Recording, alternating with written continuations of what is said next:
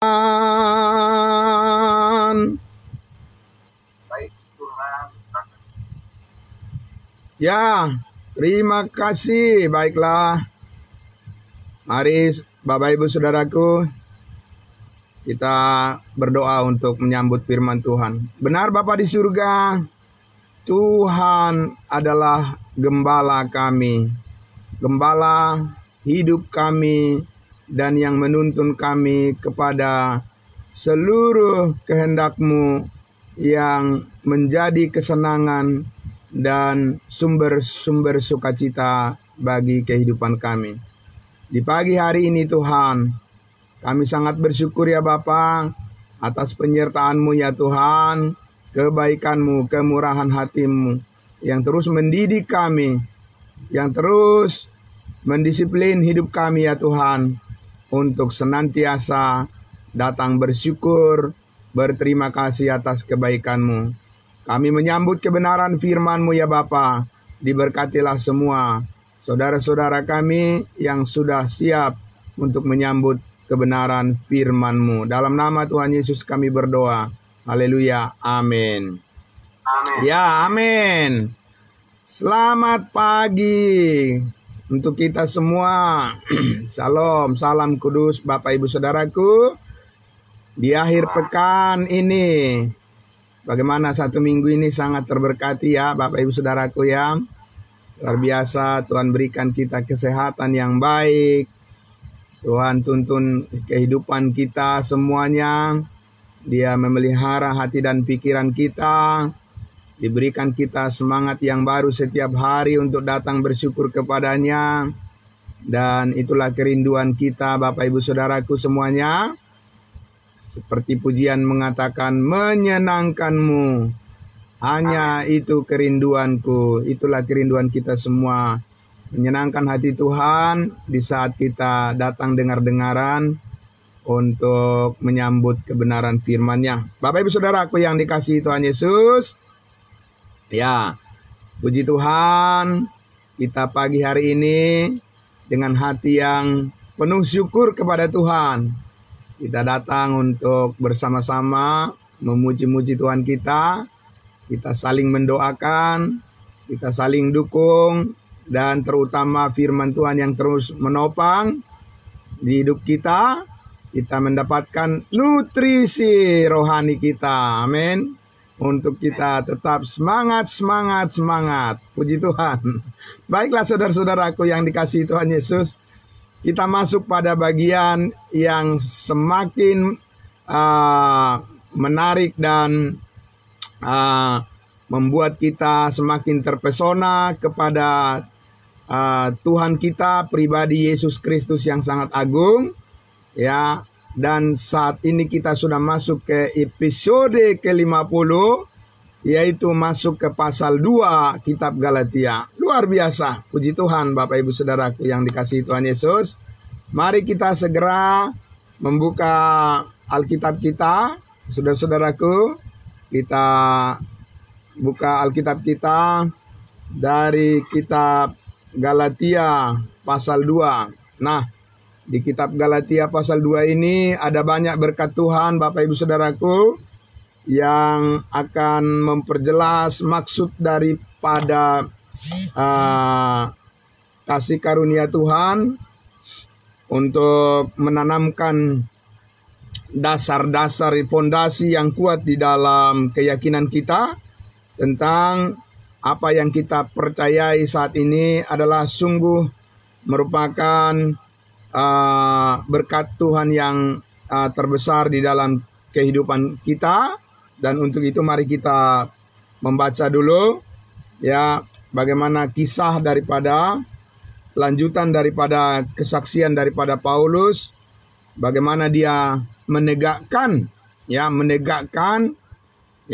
dengan terus menjaga, melindungi, bagaimana kesaksiannya tidak tercemar. Dan Injil kasih karunia Allah dengan terang benderang diberitakan kepada semua orang. Baik, saudara-saudaraku, kita buka kitab Galatia, ya Galatia pasal 2. Oke. Ya, kita sudah masuk pada pasal 2. Ini adalah berkat Tuhan yang sangat luar biasa.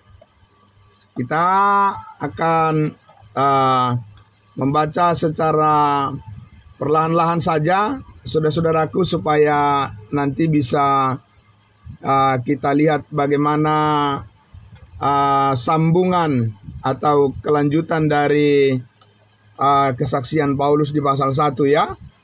Ya, karena kitab Galatia ini pasal 1 ya, pasal 1, pasal 2 itu sampai pasal 3 itu berbicara sampai pasal 2 berbicara tentang kesaksian Paulus, pasal 2, pasal 3 itu bicara tentang menjelaskan tentang doktrin. Kemudian pasalnya nanti yang ke-5 dan yang ke-6 bagaimana menerapkan di dalam kehidupan praktis kita. Oke. Galatia pasal 2. Mulai dari ayat 1 saya baca. Kemudian setelah 14 tahun aku pergi pula ke Yerusalem dengan Barnabas, dan Titus pun kubawa juga. Aku pergi berdasarkan suatu penyataan atau wahyu, dan kepada mereka kubentangkan Injil yang kuberitakan di antara bangsa-bangsa bukan Yahudi, dalam percakapan tersendiri kepada mereka yang terpandang, supaya jangan dengan percuma aku berusaha atau telah berusaha. 3. Tetapi kendati pun Titus yang bersama-sama dengan aku adalah seorang Yunani, namun ia tidak dipaksa untuk menyunatkan dirinya. Memang ada desakan dari saudara-saudara palsu yang menyusup masuk, yaitu mereka yang menyelundup ke dalam untuk menghadang kebebasan kita yang kita miliki di dalam Kristus Yesus, supaya dengan jalan itu mereka dapat memperhambakan kita. Tetapi sesaat pun kami tidak mau mundur dan tunduk kepada mereka, agar kebenaran Injil dapat tinggal tetap pada kamu. Dan mengenai mereka yang dianggap terpandang itu, bagaimana kedudukan mereka dahulu, itu tidak penting bagiku, sebab Allah tidak memandang muka. Bagaimanapun juga mereka yang terpandang itu tidak memaksakan sesuatu yang lain kepadaku. Sampai di situ dulu ya, saudara-saudaraku yang dikasihi Tuhan Yesus. Ya, jadi ada, seperti saya katakan tadi, ada banyak berkat Tuhan yang sangat luar biasa di dalam pasal 2 ini, yang menghubungkan lagi kesaksian daripada Paulus, bagaimana dia bertempur ya, bertempur ya untuk mempertahankan kesaksiannya tentang Injil kasih karunia Allah, bahkan di hadapan 12 rasul Yesus yang sebelumnya sudah menjadi rasul. Ya, sebelumnya duluan mereka mengenal Yesus Kristus ya secara jasmani daripada Paulus belakangan baru mengenal Kristus Yesus, tapi bukan secara jasmani tapi secara roh, yang sudah bangkit dan naik ke surga. Bapak Ibu Saudara, ini sangat menarik, sangat luar biasa ya. Karena apa? Karena kesaksian Paulus di Galatia pasal 2 ini, dia katakan tadi di ayat 1, kemudian setelah lewat 14 tahun aku pergi pula ke Yerusalem. Kita tahu di awal Paulus katakan di pasal 1 ini ya, bahwa ketika dia pertama kali diselamatkan, dia katakan, aku tidak pergi ke Yerusalem. Di pasal 1 ayatnya, kita lihat di situ, ayatnya yang ke-17 ya. Ya, saya baca dulu ya, pasal 1. dari ayatnya yang ke-15. Tetapi waktu Allah yang telah memilih aku sejak kandungan ibuku dan memanggil aku oleh kasih karunia-Nya, berkenan menyatakan anaknya di dalam aku, supaya aku memberitakan Yesus di antara bangsa-bangsa bukan Yahudi, maka sesaat pun aku tidak meminta pertimbangan kepada manusia. Ayat 17, juga aku tidak pergi ke Yerusalem mendapatkan atau menemui mereka yang telah menjadi rasul sebelum aku, tetapi aku berangkat ke tanah Arab dan dari situ kembali lagi ke Damsyik. Tapi di ayat 1 tadi, pasal 2 dia katakan, kemudian setelah lewat 14 tahun, aku pergi pula ke Yerusalem. Bapak Ibu Saudaraku yang dikasihi Tuhan Yesus, kenapa? Pertanyaannya adalah kenapa Paulus harus pergi ke Yerusalem? Sedangkan Tuhan sudah melarang dia di awal, jangan pergi ke Yerusalem, sebab Paulus tidak diutus untuk memberitakan Injil kepada bangsa Israel, tetapi dia diutus untuk memberitakan Injil kasih karunia Allah kepada bangsa lain. Lalu kenapa dia harus pergi ke sana, Bapak Ibu Saudaraku? Inilah peristiwa, Bapak Ibu Saudaraku, di mana semakin banyaknya orang yang percaya, orang-orang kudus yang diselamatkan dari bangsa lain melalui pelayanan Rasul Paulus dan timnya. Ada Barnabas, ada Titus, ada Timotius, ada Epaphroditus dan sebagainya. Lalu orang-orang Yahudi yang percaya berpikir bagaimana bisa keselamatan sampai ke bangsa-bangsa lain tanpa izin dulu dengan mereka, tanpa permisi kepada mereka yang diam di Yerusalem. Karena Yerusalemlah pusat pengenalan akan Tuhan. Ya, benar ya, Bapak Ibu ya. Jadi mereka bertanya, wah tidak bisa ini, tidak bisa. Kenapa bisa pemberitaan Injil dan banyak orang yang diselamatkan dari bangsa-bangsa lain tanpa izin dari pusat, begitu ya, dari pusat sinode begitu. Ya. Bapak Ibu Saudara, ya jadi mereka bertanya, tidak bisa itu. Apalagi Paulus, ya, Paulus dan teman-temannya menyampaikan lagi bahwa bangsa-bangsa lain tidak perlu hidup di bawah hukum Taurat. Ini tidak bisa ini. Kita harus pergi ke orang-orang percaya dari bangsa-bangsa lain dan harus kita beritahukan pada mereka bahwa orang-orang dari bangsa-bangsa lain juga harus hidup di bawah hukum Taurat, karena itu adalah janji Tuhan kepada nenek moyang kita, Abraham, Ishak dan Yakub, kata mereka. Bapak Ibu Saudaraku, jadi pergilah mereka dari Yerusalem, pergilah mereka dari Judea, jemaat-jemaat mesianik, orang-orang percaya yang diselamatkan oleh Injil Kerajaan dari pemberitaan Yohanes Pembaptis, pemberitaan Yesus Kristus, dan pemberitaan 12 Rasul Yesus.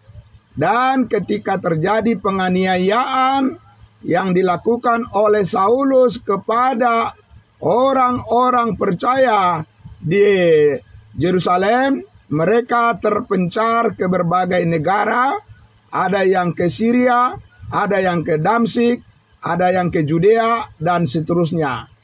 Tapi ketika mereka mendengar bahwa ada kelompok orang percaya yang mengaku orang percaya dari bangsa-bangsa lain, sudah diselamatkan dan mengenal Kristus Yesus tanpa ketundukan atau tanpa ketaatan kepada hukum Taurat, mereka keberatan. Begitu ceritanya Bapak Ibu Saudaraku. Ya, mereka keberatan. Mereka bilang tidak bisa. Kenapa bisa ada kelompok yang mengaku orang-orang Kristen, orang-orang percaya di bangsa-bangsa lain tanpa izin dari pusat, dari Yerusalem? Nah, inilah mereka ini Bapak Ibu Saudaraku yang membuat masalah di dalam pelayanan Paulus. Dan itu juga yang datang ke jemaat Galatia ini, Bapak Ibu Saudaraku. Mereka bilang tidak bisa kamu diselamatkan hanya melalui iman seperti diajarkan oleh Paulus, tapi kamu juga harus hidup menuruti hukum Taurat seperti kami orang-orang Yahudi dengan tradisi nenek moyang kami. Begitulah kata-kata yang mereka sampaikan kepada jemaat-jemaat kudusnya Tuhan dari bangsa-bangsa lain yang dilayani oleh Rasul Paulus dan tim pelayanannya. Bapak Ibu Saudaraku, karena itulah Tuhan menyampaikan wahyu berbicara langsung kepada Paulus lagi dan mengatakan, kamu harus pergi ke Yerusalem. Jelaskan pada mereka firman rahasia yang sudah kusampaikan kepadamu, supaya mereka jangan mencampur adukan apa yang telah mereka terima daripadaku, kata Tuhan Yesus ketika aku di bumi. Itu adalah hal yang berbeda dengan firman yang kusampaikan kepadamu Rasul Paulus dari surga untuk kau sampaikan ke bangsa-bangsa lain. Jangan dicampur adukan, supaya mereka orang-orang percaya, orang Yahudi, 12 Rasul Yesus Kristus, jangan mereka membawa berita Injil Kerajaan Sorga ke bangsa-bangsa lain, tetapi mereka harus mengikuti Injil kasih karunia yang disampaikan oleh Rasul Paulus, yang mana Paulus diutus secara khusus untuk menyampaikan berita tentang pengampunan segala dosa, penebusan lunas dibayar, di mana dikuduskan sekali untuk selama-lamanya. Setiap orang yang percaya memperoleh hidup yang kekal dan dimeteraikan dengan Roh Kudus. Itulah berita yang harus kau sampaikan ke bangsa lain. Dan setiap orang yang percaya tidak hidup di bawah hukum Taurat, tidak dikuasai dosa lagi, tetapi hidup di bawah kasih karunia Allah. Jadi kau harus pergi ke Yerusalem menjelaskan kepada mereka, kata Tuhan Yesus kepada Paulus. Itulah makanya terjadi persidangan di konferensi di Yerusalem antara Paulus dan timnya dengan 12 rasul dan juga penatua-penatua yang sudah lebih dulu mengenal Yesus secara jasmani di Yerusalem. Sekarang, saudara-saudaraku, marilah saya ajak kita melihat peristiwa itu di dalam Kisah Para Rasul 15. Mari, saudaraku. Kisah Para Rasul 15, itulah yang peristiwa terjadinya persidangan, konferensi antara Paulus dengan 12 rasul untuk membedakan pelayanan mereka yang ditetapkan oleh Tuhan, Paulus ke bangsa lain, dan 12 rasul, Yesus, Petrus, Yohanes, Yakobus ke bangsa Israel. Nah, ini sangat penting Bapak Ibu Saudaraku karena bahkan di dalam sekolah-sekolah tinggi teologi juga mengajarkan bahwa Petrus ini, Yohanes ini, Yakobus ini pergi ke bangsa-bangsa lain katanya. Tapi mari kita lihat Alkitab tidak berbicara seperti itu Bapak Ibu Saudaraku. Pauluslah yang diutus pergi ke bangsa-bangsa lain, bukan Petrus, Yakobus, Yohanes, tapi mereka tetap ada di Yerusalem. Supaya kita lihat bahwa kemurnian Injil kasih karunia Allah itu, kalaupun belakangan itu dicemari oleh orang-orang yang tidak setia pada Injil kasih karunia Allah, tapi kita harus tetap berpegang teguh pada apa kata Alkitab. Kisah Para Rasul 15, Bapak Ibu Saudaraku. Judul perikopnya di situ, sidang di Yerusalem. Mari kita lihat. Dikatakan beberapa orang datang dari Judea ke Antioquia dan mengajarkan kepada saudara-saudara di situ. Apa yang mereka ajarkan, Bapak Ibu Saudaraku? Jikalau kamu tidak disunat menurut adat istiadat yang diwariskan oleh Musa, kamu tidak dapat diselamatkan. Nah, itulah problemnya. Ya, Bapak Ibu Saudara, inilah problemnya. Saudaraku yang dikasihi Tuhan Yesus, problem untuk siapa? Problem untuk orang Israel di Yerusalem? Tidak. Ya, bukan Bapak Ibu Saudaraku yang dikasihi Tuhan Yesus ya. Bahwa Injil yang diberitakan oleh Petrus, Yohanes, Yakobus percaya pada Yesus dan juga harus menuruti hukum Taurat itu benar. Itu adalah Injil Kerajaan Sorga, Bapak Ibu Saudaraku. Jadi percaya dan berbuat baik. Jadi itu bukan salah, Bapak Ibu Saudaraku. Itu bukan kabar baik yang salah, percaya dan berbuat baik. Tapi untuk siapa, Bapak Ibu Saudara? Amin. Untuk bangsa lain? Tidak. Itu adalah untuk bangsa Israel, Bapak Ibu Saudaraku. Makanya di ayatnya yang kedua kita lihat di situ dalam persidangan itu sesudah ya kita lihat di situ, tetapi Paulus dan Barnabas dengan keras melawan dan membantah pendapat mereka itu. Ya, sedikit tadi saya jelaskan bahwa orang-orang dari Judea datang ke Antioquia. Orang-orang dari Judea itu adalah orang-orang percaya mesianik atau orang-orang percaya yang mengenal Yesus secara jasmani, yang percaya kepada Yesus adalah Mesias. Ya, itu adalah orang-orang Yahudi, orang-orang yang percaya pada Yesus yang hidup di bawah hukum Taurat. Mereka itulah orang-orang yang disebut tadi dari Judea datang ke Antioquia. Antioquia itu sudah wilayah daripada bangsa lain, di mana Paulus sudah mengajar di sana tentang kasih karunia Allah, bahwa kamu diselamatkan hanya melalui iman. Itu bukan hasil usahamu, tetapi pemberian Allah. Itu bukan hasil pekerjaanmu. Jangan ada orang yang memegahkan diri. Paulus sudah mengajar di Antioquia menurut wahyu yang dia terima dari Tuhan Yesus, bahwa bangsa-bangsa lain itu tidak hidup di bawah hukum Taurat, tetapi hidup di bawah kasih karunia murni 100%. Tidak boleh dicampur adukan. Tapi seperti saya katakan tadi, ya, bahwa orang-orang Yahudi yang percaya keberatan bangsa lain mempercayai bahwa mereka tidak hidup di bawah hukum Taurat. Jadi orang-orang Yahudi ini keberatan, Bapak Ibu Saudara. Tidak bisa. Mereka ingin memaksakan bahwa bangsa-bangsa lain juga harus hidup di bawah hukum Taurat menurut tradisi orang Yahudi. Nah, itulah problemnya. Nah, Bapak Ibu Saudaraku, tapi kita lihat di ayat 2 tadi, bagaimana sikap Paulus, Bapak Ibu Saudara. Kita tahu bahwa Paulus sudah bersaksi bahwa dia dulu adalah orang Farisi. Dia adalah ahli Taurat. Dia bahkan dia katakan tidak bercacat dalam menuruti hukum Taurat. Dia adalah jagonya. Dia adalah orang yang menjadi pemimpin di dalam menegakkan aturan-aturan hukum Taurat. Bapak Ibu Saudaraku, dia sudah menyaksikan itu. Tetapi saudaraku yang dikasihi Tuhan Yesus, Tuhan berfirman kepada Paulus supaya dia mengajarkan kepada bangsa-bangsa lain bahwa bangsa-bangsa lain tidak boleh diajar untuk hidup di bawah hukum Taurat. Tapi bangsa-bangsa lain itu hidup murni di bawah kasih karunia Allah. Amin.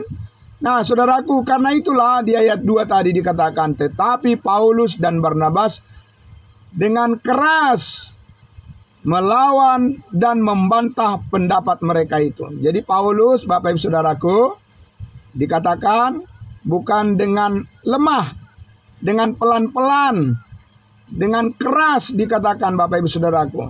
Kenapa Bapak Ibu Saudaraku itu harus dilawan? Ya, bahwa pernyataan bahwa orang diselamatkan karena iman ditambah dengan perbuatan-perbuatan baik, Bapak Ibu Saudaraku, itu bukan Injil. Itu adalah Injil lain. Itu adalah berita yang menyesatkan. Kalau dikatakan orang diselamatkan dengan iman ditambah dengan perbuatan-perbuatan baik, itu yang dibantah oleh Rasul Paulus. Tidak. Dia tidak menerima berita keselamatan dari Tuhan Yesus seperti itu. Lalu apa yang dia terima? Yang diterima Paulus adalah bahwa kamu diselamatkan hanya melalui iman. Itu bukan hasil usahamu, tetapi itu adalah pemberian Allah. Keselamatan itu adalah hadiah cuma-cuma dari Tuhan karena penebusan oleh Kristus Yesus. Darah Kristus telah menyucikan segala dosa kita satu kali untuk selama-lamanya. Dan di atas kayu salib itu Yesus berkata, sudah selesai. Jadi keselamatan itu tidak boleh ditambahkan dengan perbuatan-perbuatan baik, melakukan hukum Taurat, melakukan upacara-upacara, dan ditambahkan dengan usaha manusia atau apapun itu. Makanya Paulus dengan keras membantahnya, Bapak Ibu Saudara, tidak bisa. Ya, itu bukan Injil yang diterima Paulus, kabar baik yang diterima Paulus. Tapi kalau ya berita tentang hal seperti itu, bahwa iman ditambah dengan perbuatan baik, melakukan hukum Taurat, dipercayai dan diajarkan kepada orang Yahudi, ya tidak masalah. Karena memang dari awal Tuhan sudah menetapkan bahwa orang Israel hidup di bawah hukum Taurat. Nah, saudaraku yang dikasihi Tuhan Yesus, dikatakan di ayat 2 tadi, akhirnya ditetapkan supaya Paulus dan Barnabas serta beberapa orang lain dari jemaat itu pergi kepada rasul-rasul dan penatua-penatua di Yerusalem untuk membicarakan soal itu. Ini harus dikelirkan. Amin. Ini harus diklarifikasi dengan jelas dan segera, supaya jangan diterus-teruskan ke bangsa lain bahwa bangsa lain harus percaya pada Yesus dan hidup di bawah hukum Taurat. Itu keliru, Bapak Ibu Saudara. Itu yang dibantah keras oleh Rasul Paulus. Bukan itu berita yang harus dipercayai oleh kita bangsa lain. Berbeda. Kalau kepada bangsa Israel silahkan, karena memang orang Israel telah ditetapkan oleh Tuhan, ya, hidup di bawah tuntunan daripada hukum Musa atau hukum Taurat.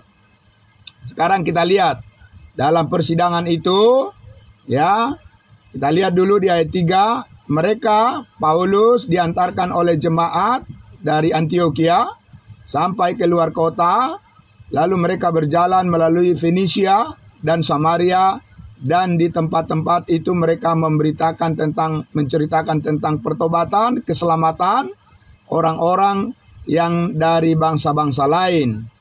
Hal itu sangat menggembirakan hati saudara-saudara di situ. Nah, sekarang sudah tiba di Yerusalem. Ayat 4.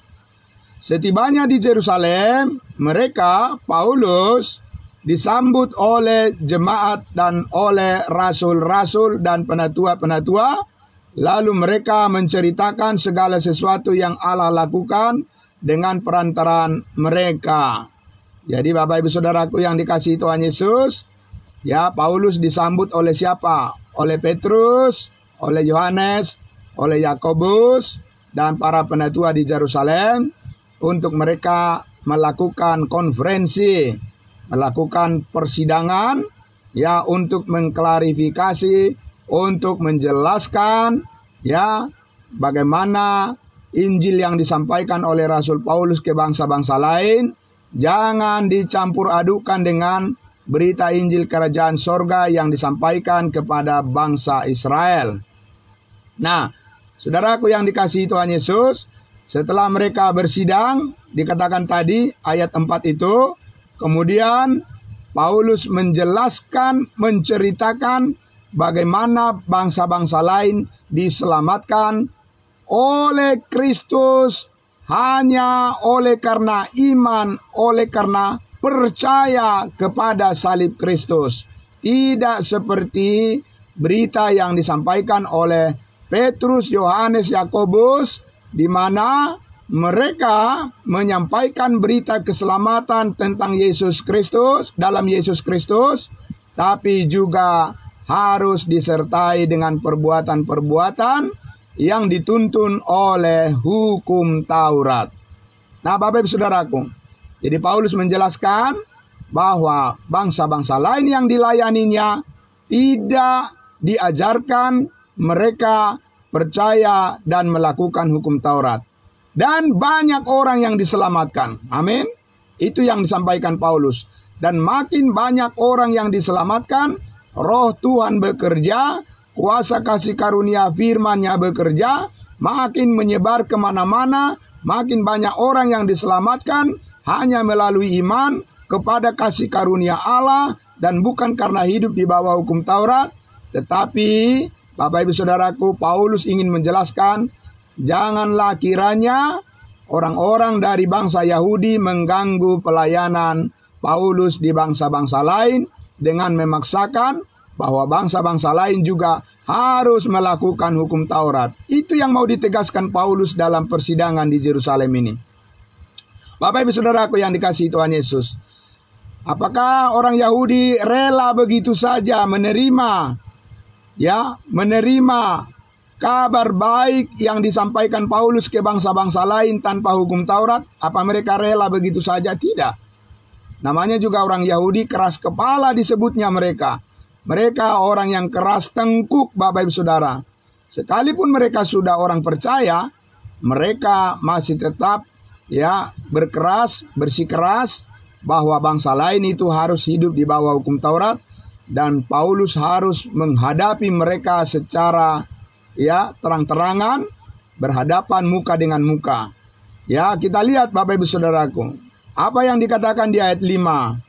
Ya, Kisah Para Rasul 15 ini. Tetapi beberapa orang dari golongan Farisi yang telah menjadi percaya. Jadi Bapak Ibu Saudara, ternyata banyak juga orang Farisi yang menjadi percaya. Dan sama seperti Paulus. Paulus juga adalah orang Farisi dan dia juga ahli Taurat dan menjadi percaya. Bedanya adalah orang-orang Farisi yang menjadi percaya, yang tinggal di Yerusalem, mereka tetap hidup di bawah hukum Taurat. Sedangkan Paulus dibebaskan dari tuntutan hukum Taurat, dan Paulus dibebaskan dari peraturan atau ketaatan yang seharusnya kepada hukum Taurat. Tetapi mereka ini, Bapak Ibu Saudaraku, berhadapan sekarang untuk menjelaskan posisi masing-masing di dalam panggilan pengutusan Tuhan.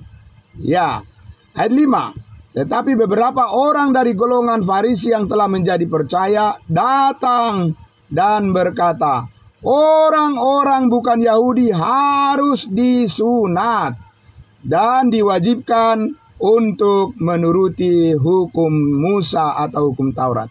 Nah, inilah Bapak Ibu Saudaraku, Jadi mereka ini, kalau kita tanya kenapa bisa demikian?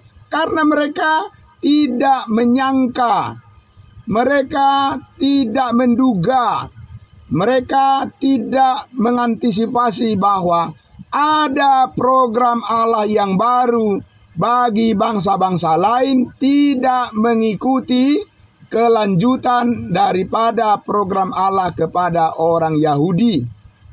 Saya ulang sekali lagi, mereka tidak sadar dan tidak tahu bahwa Allah mempunyai program yang baru bagi bangsa-bangsa lain, yaitu bahwa bangsa-bangsa lain diselamatkan tanpa melalui peranan orang Israel, tanpa melalui campur tangan bangsa Yahudi. Ada program Allah yang baru, program kasih karunia namanya, menyelamatkan bangsa-bangsa lain tanpa melalui ketundukan kepada hukum Taurat, tetapi setiap orang diselamatkan hanya melalui iman, dibenarkan hanya melalui iman, diselamatkan hanya melalui iman, tidak dicampurkan, ditambahkan dengan apapun Bapak Ibu Saudara. Dan itu yang membuat orang-orang Israel terkaget-kaget, mereka terheran-heran, dan bahkan mereka keberatan. Mereka bilang tidak bisa. Karena apa? Janji Tuhan kepada nenek moyang kita adalah bahwa kita ini harus disunat. Itu adalah perjanjian Allah dengan Abraham, di Kejadian pasal 17, bahwa semua keturunan Abraham harus, yang menerima perjanjian itu harus disunat. Sedangkan Paulus mengatakan kepada jemaat Galatia dan jemaat-jemaat lain di bangsa lain, kamu tidak boleh menambahkan sunat dan kamu tidak boleh menambahkan upacara-upacara keagamaan Yahudi. Kamu tidak boleh menambahkan apapun kepada kasih karunia Allah. Kamu diselamatkan semata-mata hanya melalui iman. Dan disitulah Bapak Ibu Saudara pertarungan, disitulah pertempuran, disitulah saudara-saudaraku Paulus mempertahankan bahwa jangan sampai Paulus katakan sia-sia yang telah kulakukan di bangsa-bangsa lain hanya karena orang-orang Yahudi merecoki, ya, orang-orang Yahudi merecoki pelayanan Paulus di bangsa-bangsa lain. Jangan sampai ternoda Injil kasih karunia Allah itu, dan itu menyebabkan nantinya bangsa-bangsa lain tidak bisa diselamatkan karena mereka menerima berita yang salah. Nah, Bapak Ibu Saudara, itu yang dicegah oleh Rasul Paulus. Tapi kita lihat di situ orang-orang Farisi masih memaksakan. Tidak bisa, mereka katakan, tidak bisa hanya melalui iman. Bangsa-bangsa lain juga harus disunat. Ya, Paulus bilang itu keliru. Ya, itu salah dan itu bahkan penyesatan. Makanya jemaat Galatia itu, Bapak Ibu Saudaraku, setelah mereka menerima pelayanan kasih karunia, Injil kasih karunia dari Paulus, keselamatan hanya melalui iman. Belakangan mereka mau mempercayai berita tentang bahwa mereka juga harus disunat supaya mereka diselamatkan. Mereka menerima berita yang keliru dari orang Yahudi yang datang dari berbagai tempat untuk mengajar kembali kepada jemaat Galatia bahwa mereka harus hidup di bawah hukum Taurat. Paulus sangat sedih, Bapak Ibu Saudaraku. Itulah makanya ada surat Galatia itu. Paulus menegur mereka. Paulus sangat sedih hatinya, kecewa kepada jemaat Galatia. Bahkan Paulus katakan di pasal 3, "Hai kamu orang Galatia yang bodoh." Ya, itu Paulus katakan, "Hai kamu orang Galatia, orang percaya yang bodoh." Bapak Ibu Saudara, kenapa kamu kembali lagi kepada hukum Taurat? Ya, kenapa kamu kembali lagi ke sistem kehidupan yang lama? Karena kamu sudah diselamatkan oleh kasih karunia Allah, kamu hidup dipimpin oleh Roh Kudus. Ya, dengan demikian kamu telah dibebaskan dari seluruh tuntutan hukum Taurat. Karena Tuhan Yesus sudah menyelesaikan di atas kayu salib seluruh tuntutan hukum Taurat dengan sempurna. Yesus berkata sudah selesai. Amin. Semuanya sudah digenapi oleh Tuhan Yesus di atas kayu salib. Kenapa kamu mengurangi lagi? Kenapa kamu membantu Tuhan Yesus untuk menyelamatkan dirimu lagi dengan perbuatan-perbuatanmu? Sama seperti yang dilakukan oleh orang-orang beragama di dunia ini. Mereka ingin membantu dirinya, membantu Tuhan, supaya mereka diselamatkan dengan perbuatan-perbuatan baik mereka. Itu bukan model Injil yang disampaikan Paulus dari Tuhan Yesus. Dan itu bukanlah kebenaran kasih karunia Allah yang disampaikan Paulus kepada bangsa lain. Yang Paulus katakan adalah kamu diselamatkan oleh kasih karunia Allah hanya melalui iman. Sebab semua hal yang menyebabkan kamu terhalangi bertemu dengan Tuhan itu sudah diselesaikan oleh Tuhan Yesus di atas kayu salib. Kamu tidak perlu menambahkan apa-apa dengan pekerjaan Kristus yang sudah selesai. Kamu tidak perlu menambahkan ketaatan-ketaatanmu untuk kamu diselamatkan, tapi hanya oleh darah Kristus yang sudah tertumpah di Bukit Kalvari. Yesus berkata sudah selesai. Dia disalibkan, dikuburkan, dan bangkit dan menang atas maut.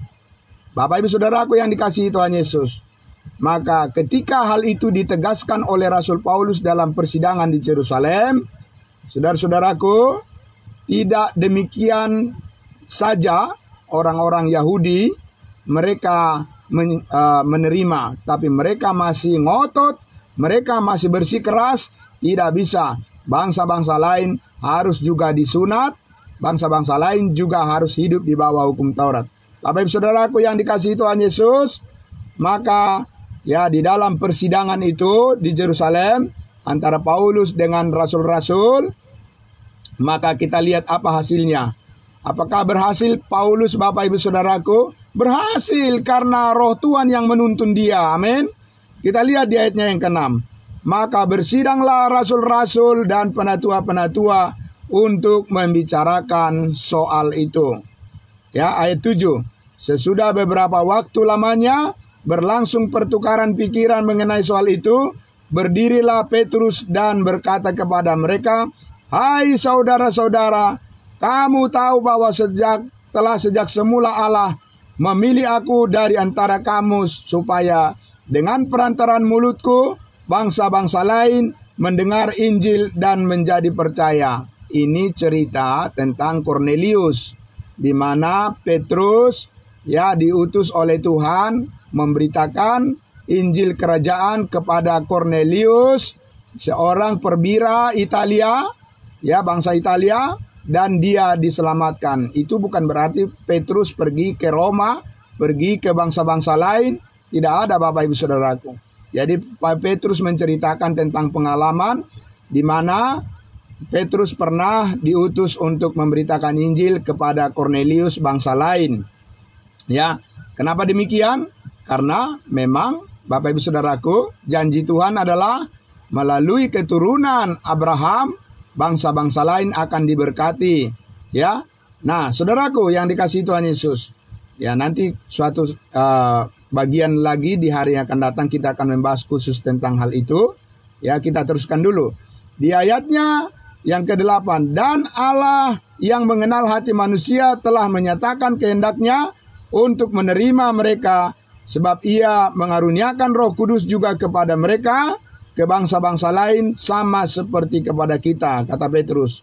Dan sama sekali ia tidak mengadakan perbedaan antara kita dengan mereka, antara orang Yahudi dan orang dari bangsa-bangsa lain, sesudah Yesus menyucikan hati mereka dengan iman. Bapak Ibu Saudara, ayat 10 kita lihat lagi. Kalau demikian, mengapa kamu mau mencobai Allah dengan meletakkan pada tengkuk murid-murid itu suatu kuk yang tidak dapat dipikul, baik oleh nenek moyang kita maupun oleh kita sendiri? Saudaraku, ya di sini Petrus semakin menyadari bagaimana kebenaran Injil kasih karunia Allah disampaikan ke bangsa-bangsa lain. Petrus mengakui bahwa tidak ada orang yang bisa melakukan hukum Taurat, sehingga tidak boleh diajarkan juga ke bangsa-bangsa lain. Nah, Bapak Ibu Saudaraku, ayat 11 dikatakan, sebaliknya kita percaya bahwa oleh kasih karunia Tuhan Yesus Kristus, kita akan beroleh keselamatan sama seperti mereka. Nah, saudara-saudaraku yang dikasihi Tuhan Yesus, akhirnya dalam persidangan itu Paulus memenangkan di mana mereka adu argumentasi, mereka saling mengklarifikasi. Bapak Ibu Saudaraku, setelah mereka mengajukan pendapat mereka masing-masing, maka yang menang adalah Paulus di dalam pemberitaan tugas menyampaikan Injil kasih karunia Allah ke bangsa-bangsa lain. Dan akhirnya mereka sepakat. Itulah yang diceritakan oleh Rasul Paulus kembali kepada jemaat Galatia. Ya, kita kembali dulu sedikit kepada pasal 2 tadi. Ya, Galatia pasal 2, Bapak Ibu Saudaraku. Ya, kita baca sedikit lagi. Maka, ya, saudara-saudara, di ayatnya yang ke-7 saya baca, ya. Ayatnya yang ke-7. Tetapi sebaliknya setelah mereka melihat bahwa kepadaku telah dipercayakan pemberitaan Injil untuk orang-orang yang tak bersunat, yaitu kita bangsa lain, sama seperti kepada Petrus untuk orang-orang bersunat. Itu jelas ya, Bapak Ibu Saudara, bahwa Petrus, Yohanes, Yakobus memberitakan Injil kerajaan sorga kepada orang-orang bersunat. Siapa orang-orang bersunat? Orang-orang Israel. Saya bukan orang Israel, saudara juga bukan orang Israel. Kita adalah orang dari bangsa lain yang disebut orang-orang yang tak bersunat. Ya, setelah itu, ya Bapak Ibu Saudara, setelah mereka mengerti penjelasan daripada Rasul Paulus, ya, maka dikatakan di ayatnya yang ke-8, karena ia yang telah memberikan kekuatan kepada Petrus untuk menjadi rasul bagi orang-orang bersunat, orang Israel, ia juga telah memberikan kekuatan kepadaku untuk menjadi rasul bagi orang-orang yang tidak bersunat. Jadi jelas sekali di situ ya, Bapak Ibu Saudara. Paulus adalah rasul untuk kita bangsa yang tidak bersunat. Petrus adalah rasul untuk bangsa yang bersunat, yaitu bangsa Israel. Jangan dicampur adukan, jangan digabung-gabung Bapak Ibu Saudara. Ya, kalau itu digabung-gabung itu yang menyebabkan kebingungan. Yang mana yang mau diikuti ini, ya, Bapak Ibu Saudaraku. Nah, kita lihat di ayatnya yang ke-9. Dan setelah melihat kasih karunia yang dianugerahkan kepadaku, ini masih menceritakan di persidangan yang tadi, ya, di Yerusalem, di Kisah Para Rasul 15. Dan setelah melihat kasih karunia yang dianugerahkan kepadaku, maka Yakobus, Kefas itu Petrus, dan Yohanes yang dipandang sebagai soko guru jemaat berjabat tangan dengan aku dan dengan Barnabas sebagai tanda persekutuan, supaya kami pergi kepada orang-orang yang tidak bersunat dan mereka pergi kepada orang-orang yang bersunat. Bapak Ibu Saudaraku, akhirnya dalam persidangan itu ya diambil kesimpulan apa? Sah. Ya. Deal. Ya, Bapak Ibu Saudaraku, ya, deal apa dealnya? Deal bahwa bangsa-bangsa lain tidak boleh diajarkan untuk hidup melakukan hukum Taurat. Karena itu mencemari pemberitaan Injil yang disampaikan Paulus. Lalu siapa yang harus terus lanjut melakukan hukum Taurat? Bangsa Israel. Di bawah pemberitaan daripada Petrus, Yohanes, dan Yakobus. Mereka deal, salaman Bapak Ibu Saudara, shake hand. Amin. Iya Bapak Ibu Saudara. Jadi kalau saat ini bangsa-bangsa lain mengajarkan hukum Taurat sebagai jalan hidup orang Kristen, Bapak Ibu Saudara, Paulus katakan kepada jemaat Galatia, hai orang Galatia yang bodoh, yaitu adalah suatu kebodohan yang mencemari pemberitaan Injil yang disampaikan Paulus, Injil kasih karunia, dan itu mengakibatkan banyak orang yang bingung-bingung sekarang ini Bapak Ibu Saudara. Ya, bingung-bingung karena mereka menarik-narik program Allah kepada bangsa Israel, padahal itu berbeda, ditarik ke bangsa lain, dan akhirnya, saudara-saudaraku, banyak orang yang mengaku menjadi orang Kristen saat ini tidak pernah mengakui bahwa keselamatan itu hanya melalui iman. Selalu mereka ngotot dan mengatakan, tidak bisa hanya iman, harus juga ditambah dengan perbuatan baik. Kita harus saleh, kita harus ini, kita harus itu. Bapak Ibu Saudaraku, Paulus katakan kepada jemaat Galatia, hei kamu orang Galatia yang bodoh, sekarang kamu itu diselamatkan hanya oleh iman kepada kasih karunia Allah, dan itu adalah pemberian cuma-cuma dari Tuhan, dan kamu hidup dipimpin oleh Roh Kudus, dan kamu tidak boleh memberikan dirimu lagi diperbudak, diperhamba oleh keinginan daging, hanya karena kamu ingin mencampur adukan kasih karunia Allah dengan perbuatan-perbuatanmu. Bapak Ibu Saudaraku yang dikasihi Tuhan Yesus, ada banyak hal yang bisa kita sampaikan mengenai hal ini, ya Bapak Ibu Saudaraku, dan kita akan lanjutkan di hari Senin depan, dan pada pagi hari ini cukuplah Bapak Ibu Saudaraku, saya sampaikan kepada kita semuanya, apa yang sudah kita dengarkan tadi, kita bersyukur atas kasih karunia Tuhan yang murni yang sudah sampai kepada kita. Amin. Belas kasihan Tuhan semata-mata. Tidak ada usaha, kekuatan, perjuangan, kepintaran, atau apapun yang kita campurkan untuk bisa kita memperoleh hidup yang kekal. Semuanya semata-mata karena Yesus Kristuslah yang mati berkorban menggantikan kita di atas kayu salib, dan Yesuslah yang menebus hidup kita. Dialah yang membuat kita menjadi berharga, dan hidup kita dipimpin oleh Roh Kudus supaya kita terus setia kepada kebenaran ini. Amin. Bapak Ibu Saudaraku, diberkatilah semuanya. Pagi hari yang indah ini kita sudah sarapan firman Tuhan yang sangat luar biasa.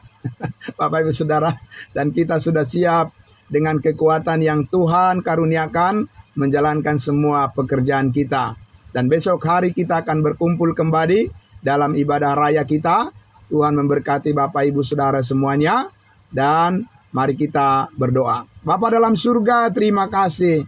Kami sangat berterima kasih, sangat bersyukur ya Bapa. Kami mengenal kasih karunia ini, karena hidup kami dibebaskan dari ketakutan, dibebaskan dari kekhawatiran, tapi digantikan dengan keyakinan bahwa damai sejahtera Tuhan, sukacita, dan berkat-berkat yang berlimpah, itulah yang menyertai hidup kami, itulah yang kami sadari, sehingga kami tetap setia untuk melayani Tuhan, dan tetap setia menjalankan semua pekerjaan kami, karena kami percaya penyertaan kasih Tuhan akan melimpahi kehidupan kami, mencukupkan apa yang kami perlukan, dan membuat hati kami tenang menjalani kehidupan ini. Terima kasih Bapa di dalam surga, diberkati semua saudara kami yang sudah mendengarkan kebenaran firman-Mu, dan kami serahkan hari yang baru yang Tuhan berikan bagi kami untuk senantiasa tekun di dalam setiap tugas dan tanggung jawab yang Tuhan percayakan bagi kami. Di dalam nama Tuhan Yesus, kami bersyukur kepada Bapa di surga, dan di dalam keyakinan Roh Kudus, Allah Tritunggal yang selalu memberkati menyertai kami semua. Haleluya, amin. Amin, terima kasih saudara-saudaraku. Saya kembalikan kepada hambanya, Bapak Pendeta Pardosi, dan terima kasih yang mengikuti live streaming dari Facebook. Tuhan memberkati kita semua. Sampai jumpa kita kembali hari Senin depan. Terima kasih, Tuhan memberkati. Salam, salam kudus buat kita semuanya.